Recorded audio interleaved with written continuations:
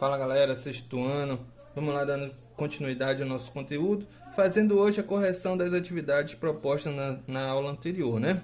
Então, começando pela questão número 1, da página número 33, nós temos o seguinte: escreva a fração que representa a parte colorida de amarelo, considerando que cada figura foi dividida em partes iguais. Então aqui, ó, na letra A eu tenho esse quadrado dividido em 4 partes, né?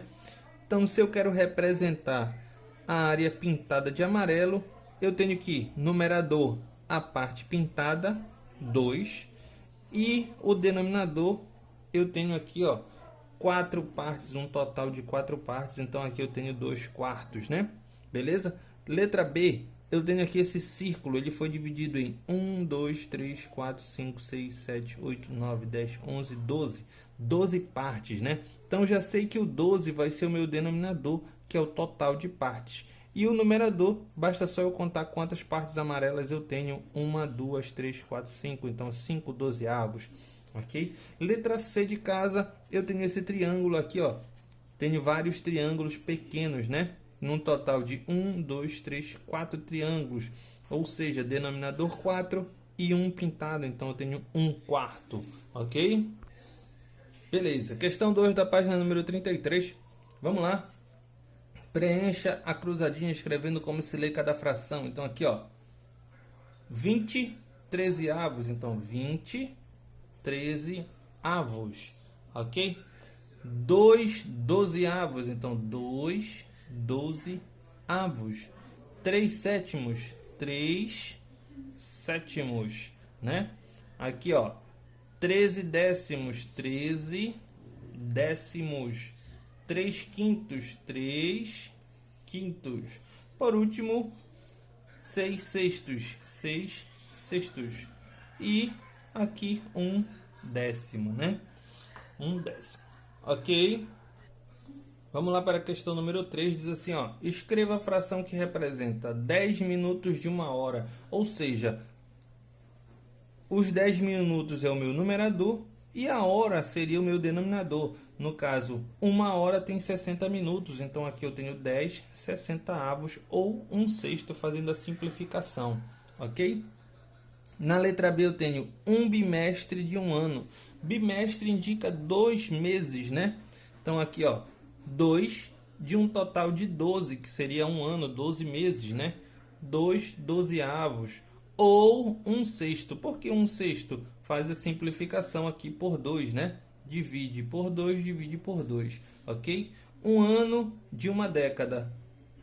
1 ano tem 365 dias, mas ele já está dizendo aí que é para representar em ano. Então aqui, ó, 1 de 10, né? Uma década indica 10 anos, ok? 12 horas do dia, ou seja, 12 de um total de 24, 12 24 avos. Simplificando, eu tenho 1 meio, a metade do dia.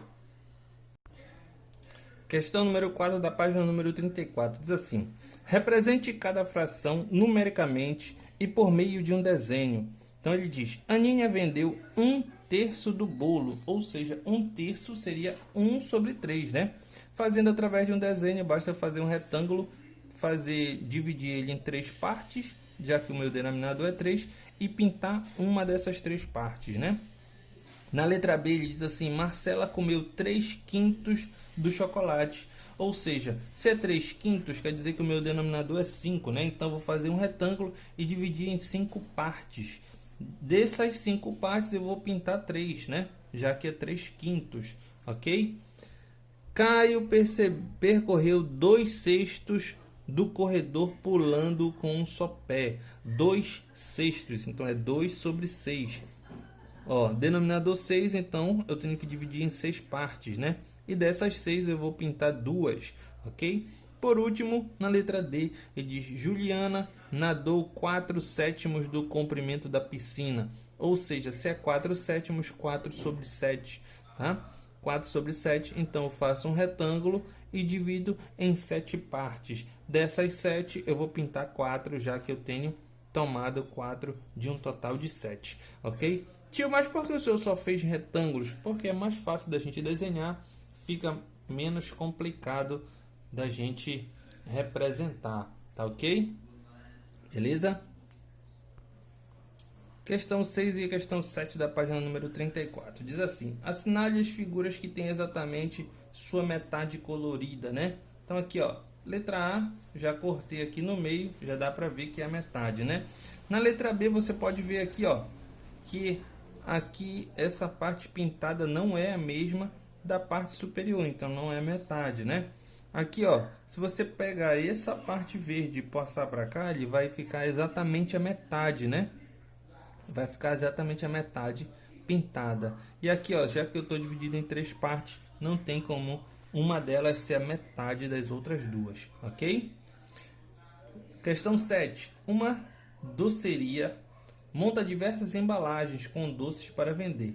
Nessas embalagens, para cada um pirulito existem 2 chicletes e para cada chiclete existem 3 balas, sendo se em determinado dia a doceira fizer uma embalagem com 30 pirulitos, responda. Então aqui, ó, se a cada um pirulito são 2 chicletes, se eu tenho 30 pirulitos, eu vou ter o dobro de chicletes, né? Então 60 chicletes.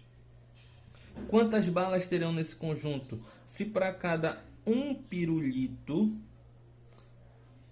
para cada chiclete são 3 balas, então se eu tenho 60 chicletes, então eu teria 180 balas. Basta eu multiplicar por 3, né? Ok? Qual a fração que representa o número de chicletes dessa embalagem? Fração que representa o número de chicletes. Quantos chicletes eu tenho? 60, que é o que eu quero, né? E quantas balas eu tenho no total? Ou quantos doces eu tenho no total?